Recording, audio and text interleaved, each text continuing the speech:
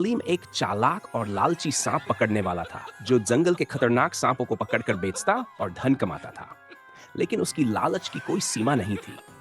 एक दिन सलीम को कहीं से पता चला कि जंगल में एक सफेद नागिन रहती है जो कोई साधारण सांप नहीं बल्कि जादुई शक्तियों की स्वामिनी है। कहा जाता था कि जो इस नागिन को काबू कर लेगा वह अथाह धन और शक्ति का स्वामी बन जाएगा। ये सुनते ही सलीम के मन में लालच जाग उठा। वह किसी भी कीमत पर उस नागिन को पकड़ना चाहता था। सलीम जंगल में घूमते हुए एक रहस्यमयी मंदिर के सामने पहुंचा।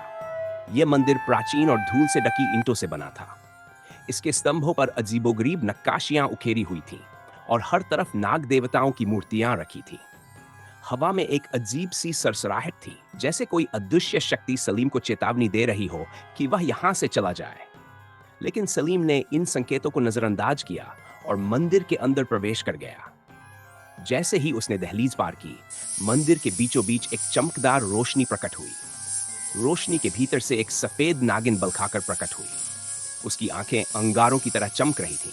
उसका शरीर चांदी की तरह दमक रहा था और वह अपनी पूरी शान के साथ सलीम को घूर रही थी। सलीम के चेहरे पर एक धूर्त मुस्कान फैल गई।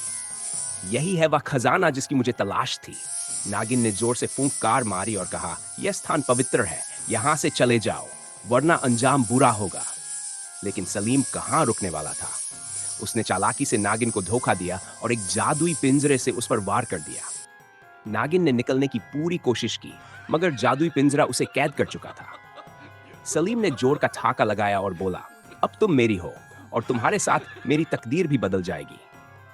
सलीम नागिन को लेकर अपने गांव की ओर चल पड़ा।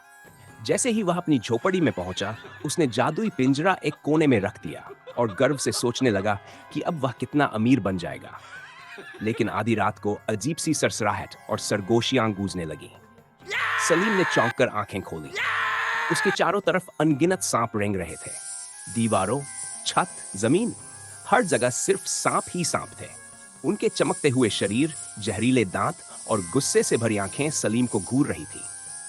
सलीम ने पिंजरे की तरफ देखा, लेकिन वह खाली था। सुबह जब गांव वाले सलीम की झोपड़ी में पहुंचे तो वहां का दृश्य भयावह था।